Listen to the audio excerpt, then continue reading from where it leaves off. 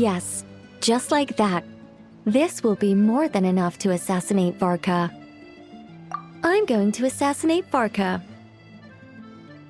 I need ideas for assassinating the Grand Master. I went over this with Alice a long while ago.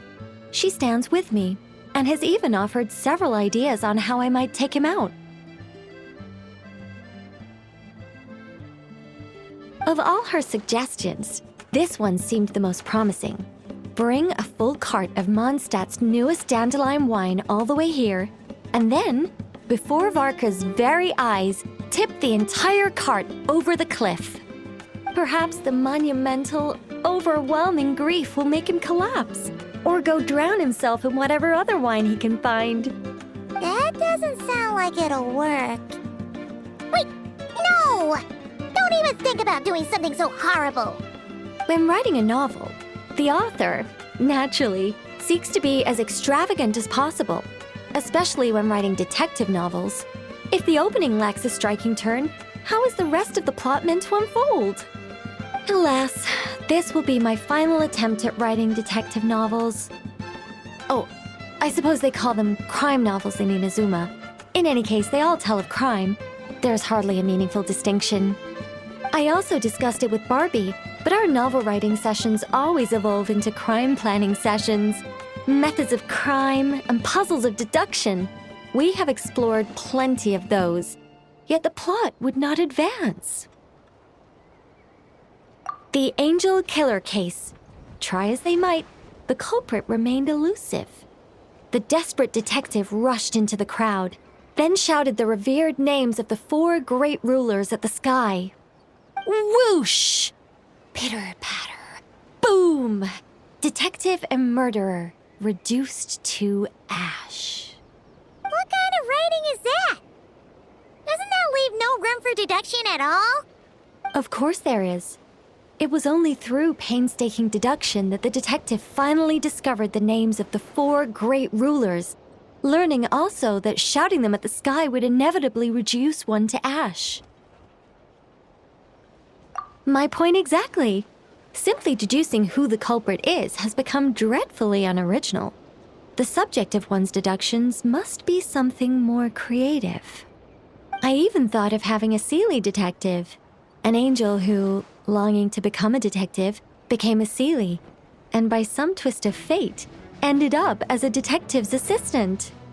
All Seelies love to guide people, so this one went about leading the detective from case to case. I found the idea rather interesting. Come to think of it, the Seelie detective and the Angel Killer case seem far more interesting than assassinating the Grand Master. Never mind, guess I'll move on to work on that idea then.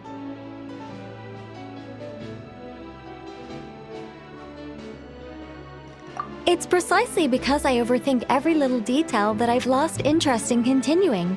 Not to mention the mountain of words I'll have to write. The very thought of penning all those words. Oh, what a hassle. And I can't even get a ghostwriter for this one. I'll just work on the Angel Killer case instead. But how might the detective deduce the truth? Perhaps he could have a conveniently informative dream.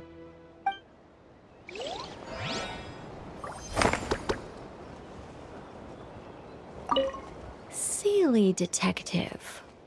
Hold on. Why not have the Seelie guide that detective to assassinate the Grand Master instead?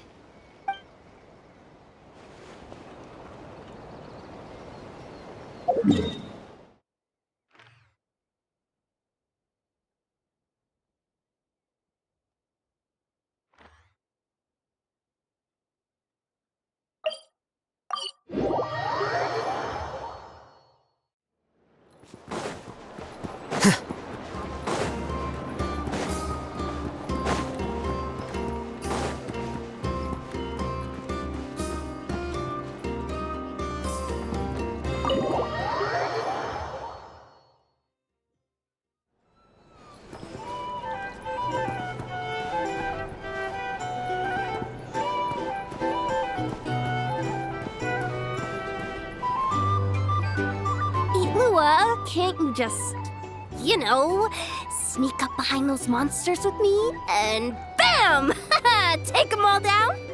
I can act 3 times in a round, and there are only 4 monsters in total.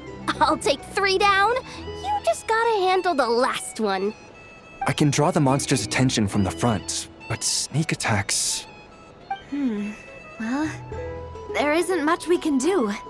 Itlua's a Lock Knight who chose the Goblet of Justice. Indeed.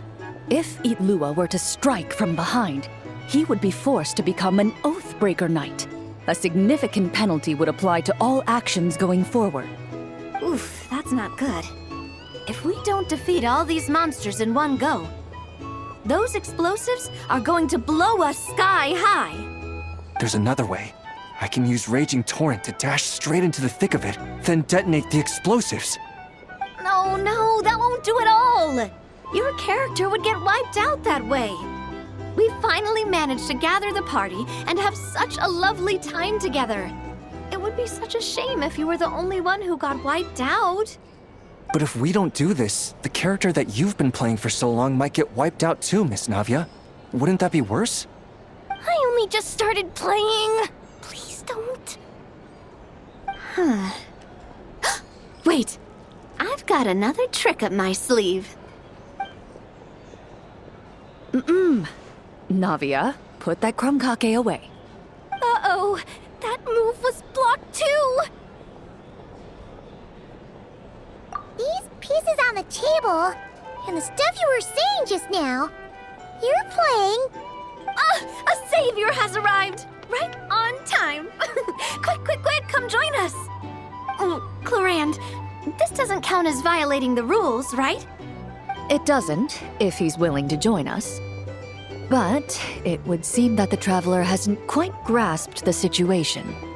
In short, we're playing a tabletop troupe script. In it, everyone takes on the role of a character. For example, Navia is a Marashose hunter, Yahoda is a master of chi, and Itlua is a Lock Knight. Oh, don't fret. The rules are really simple. Just follow along and have fun. You'll catch on in no time.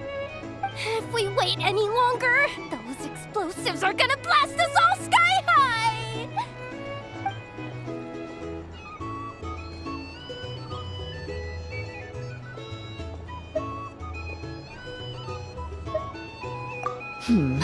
Well then, due to various factors, I'll set the difficulty of this game to easy mode. Now then, choose the skill for the character you'll be playing.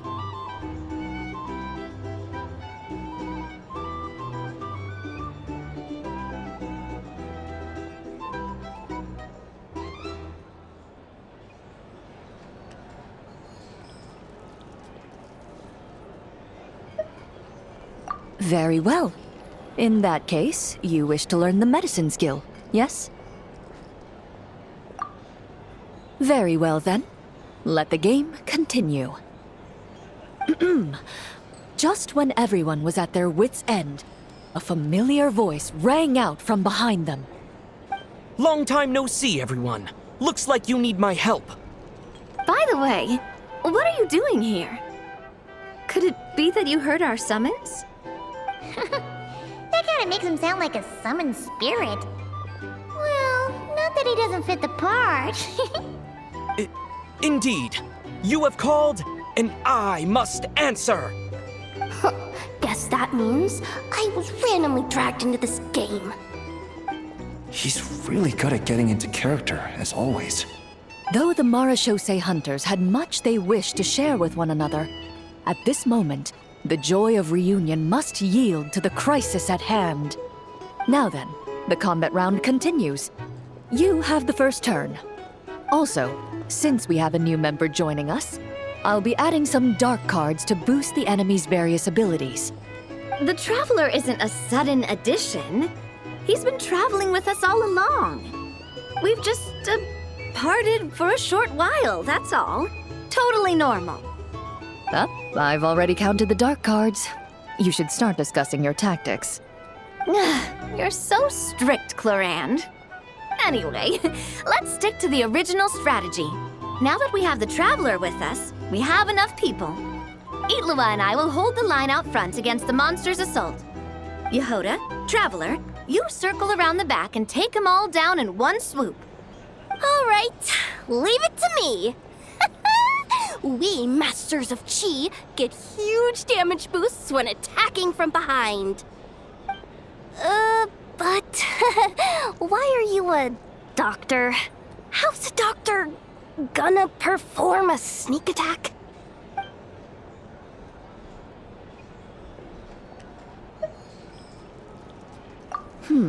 I've calculated the weight of your medicine box, and yes, that would work. Furthermore, after throwing the medicine box, the highly toxic and anesthetic substances stored inside will be considered as having been thrown at the target as well. So that's how it is. Oh, these tabletop troop games really are complicated. Oh, you gotta have a lot of imagination. Coming up with a strategy already, huh? Nice work, Traveler. But let me say one more thing. Itlua, don't go charging in alone this time. I understand. A Lock Knight's duty is to protect their companions and be their shield. Sorry, I always can't help myself. Oh, don't worry about it. I can act 3 times in a round, so I'll definitely keep up with you. Just play however you want. All right, Itlua. We'll be counting on you. Then I shall use the skill attached to the Lock Knight's shield, Wrath of Righteousness. The Lock Knight raised their shield, chanting the knight's creed out loud. The monsters were completely captivated by the radiance of justice, and the fearless knight standing within that light. Meanwhile, the 2 companions lying in wait behind the foe seized this opportunity, preparing to launch their attack. You take the first swing, I'll hit right after.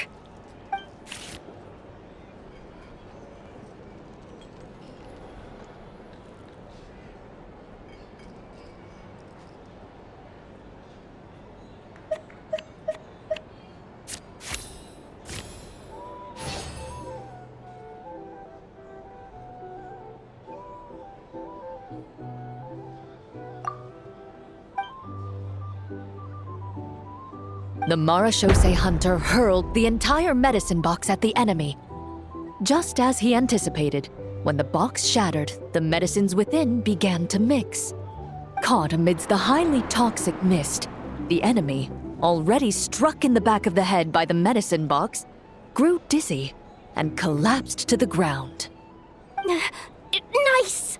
Okay, next Right, gotta use swift as wind to close the distance, then use 4-element strike from behind. Ah! That hurts! Who bit my leg? Huh? Ashru? What are you doing here?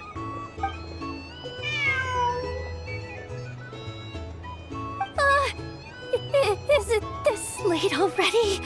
Oh no, oh no! I completely forgot the task that Boss Neff asked me to handle!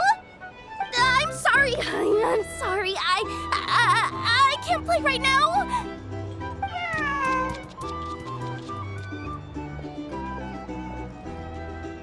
Ashru!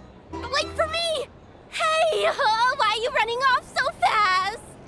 Well, it seems we'll have to end our game here for today. Navia, put the monster sign back where it was. I saw that.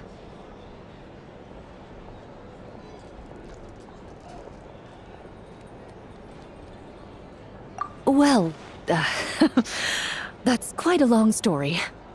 If we get the chance, we can sit down and discuss it in detail.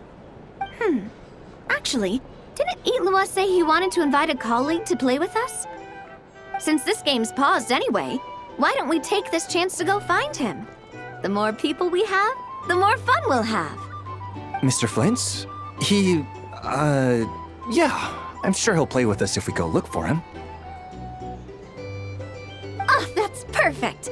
Come on, let's go buy him some gifts first, and then pay him a visit in person. Traveler, we'll let you know once we're ready. When the time comes, you have to continue the adventure with us.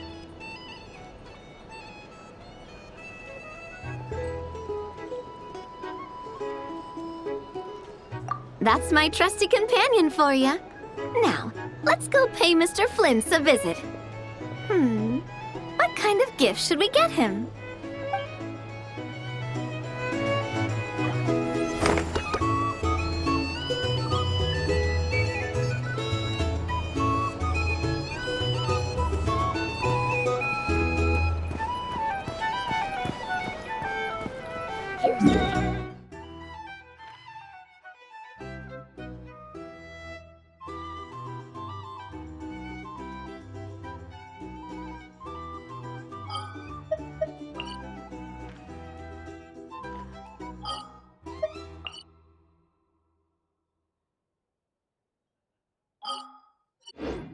A drink?